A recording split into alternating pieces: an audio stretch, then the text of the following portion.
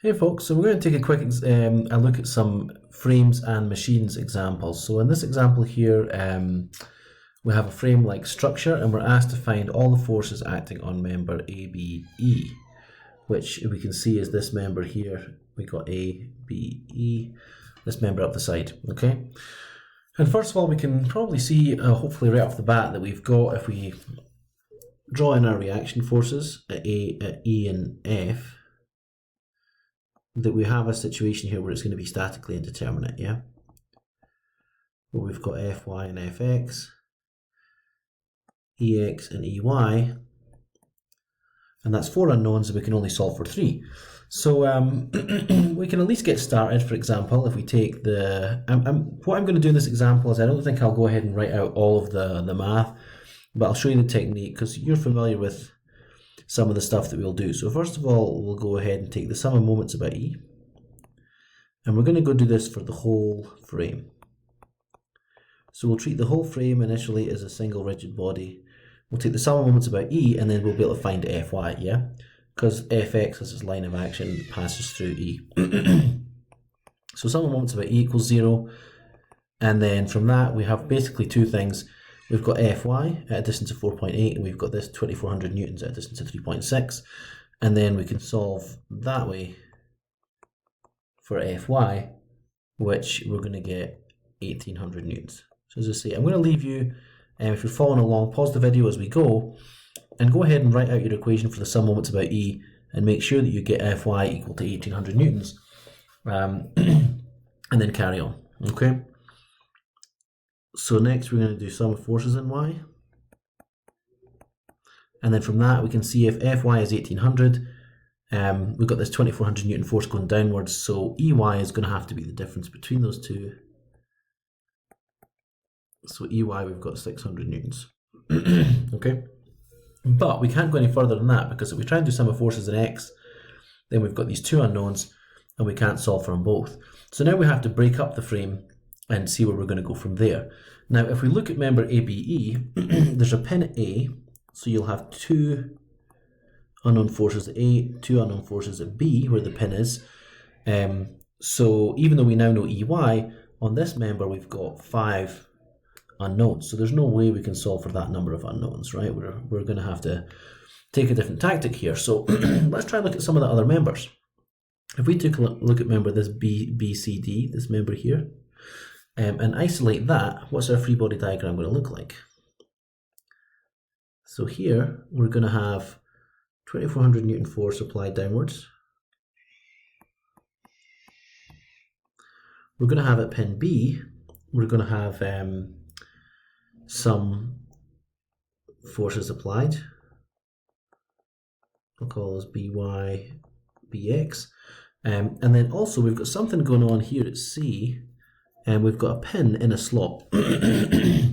So that means the pin at C is free to move in this direction, but can't move perpendicular to that. So that means the restraining force must be perpendicular to member ACF, right? So here we're going to have a restraining force here, C.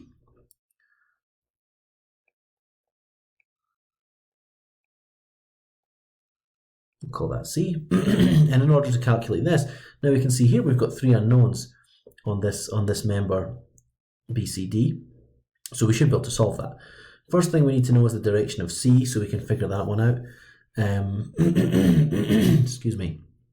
So the direction of C, well, we're going to need some kind of angle measurements. Let me just kind of clear the diagram up a little bit.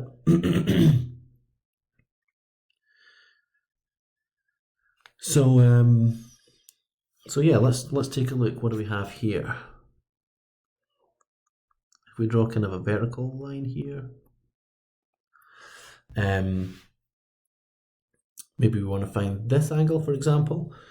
So this angle, we know that these two angles together will make 90.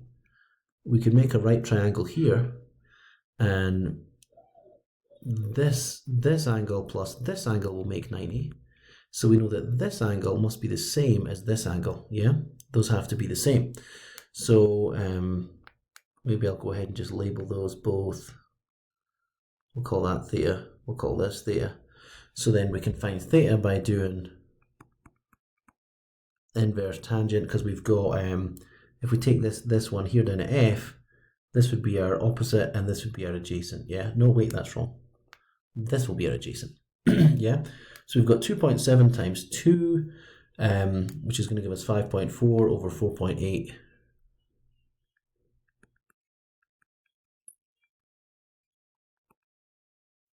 Hang on, let me just rewrite that. I made a little mistake there. And that's going to give us an angle for theta of somewhere in the region 48.37. Doing a little bit around in there. So we find that angle, and then we can do, for example, on this member here, let me just draw a line to separate that from what we did on the whole frame. We can do, for example, sum of moments about B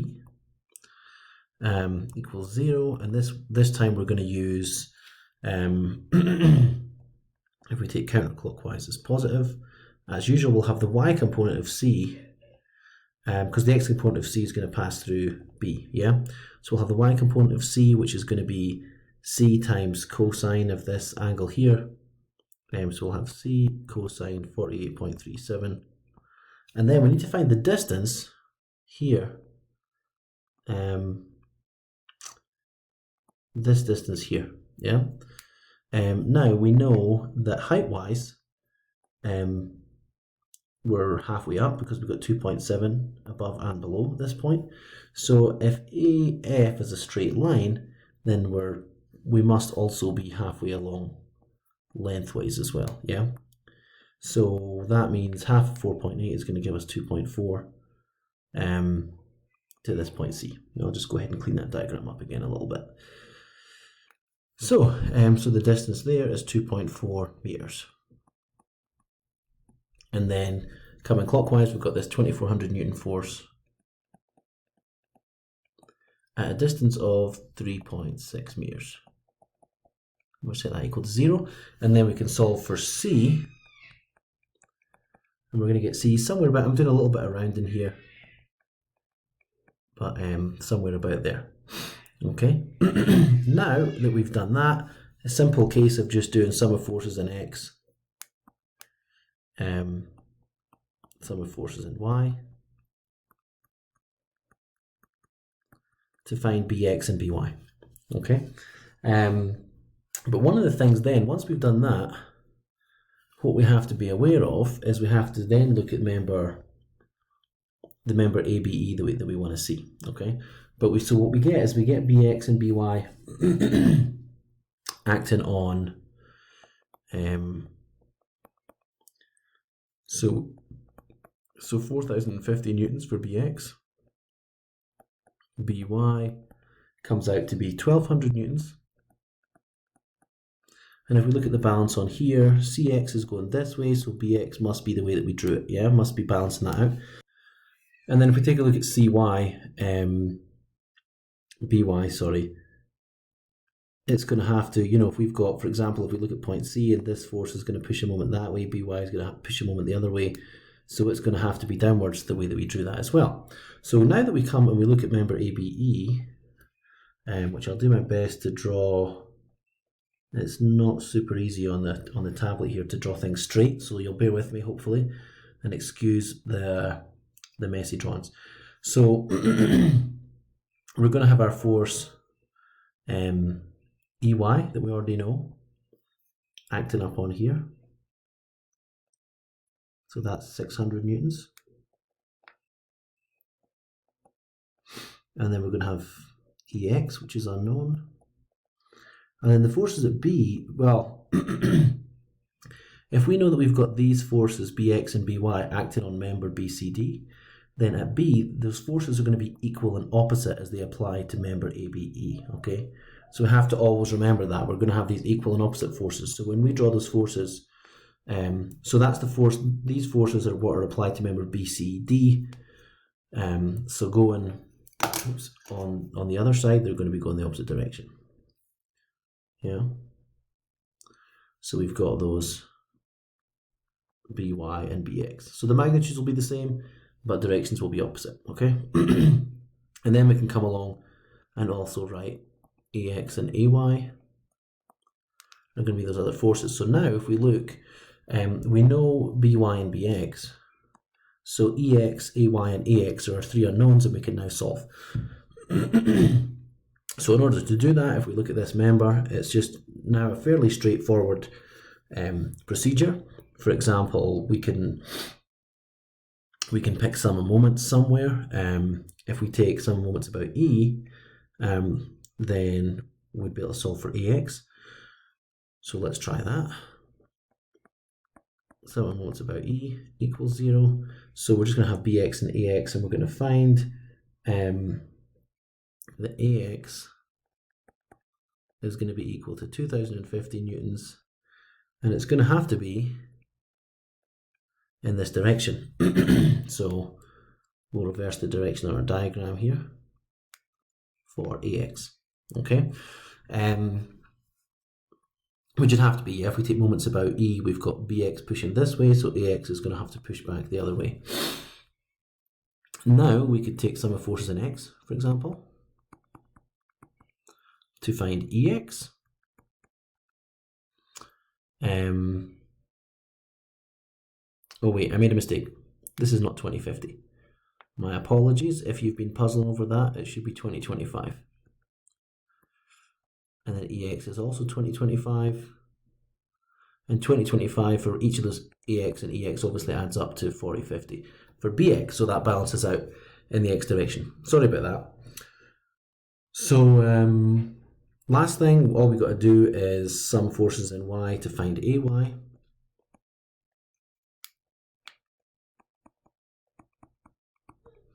And we should get AY to be 1800 newtons down, because we've got BY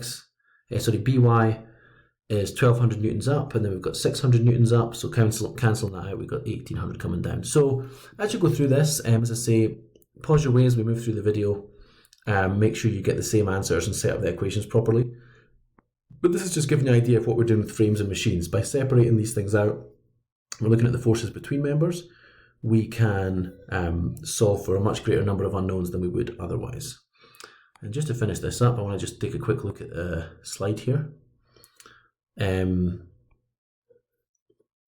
we have something like this, let me just come out of the slideshow, where we have like a machine of sorts. Here we've just got basically a pair of pliers or snips, and we've got two forces applied here and here. The way that we analyse this is we just separate out the members, same as we would always. So at pin A, we're going to have two equal and opposite forces. So if we look at one side, you can see we've got AX and AY here. If we look at the other side of the machine, we've got AX and AY acting in the opposite direction. Yeah. So we can then solve this. We could do, for example, say for example P was known, we could take moments about A to find Q, and then we could sum our forces in X and Y to find AX and AY, and then we would know the opposite forces on the other side, although, yeah, by the looks of things, they're going to be the same anyway. But that's just to give you the idea of the type of things we're looking at with these frames and machines. We're just breaking them up into parts and doing the same thing we've been doing with our equilibrium problems all along, okay?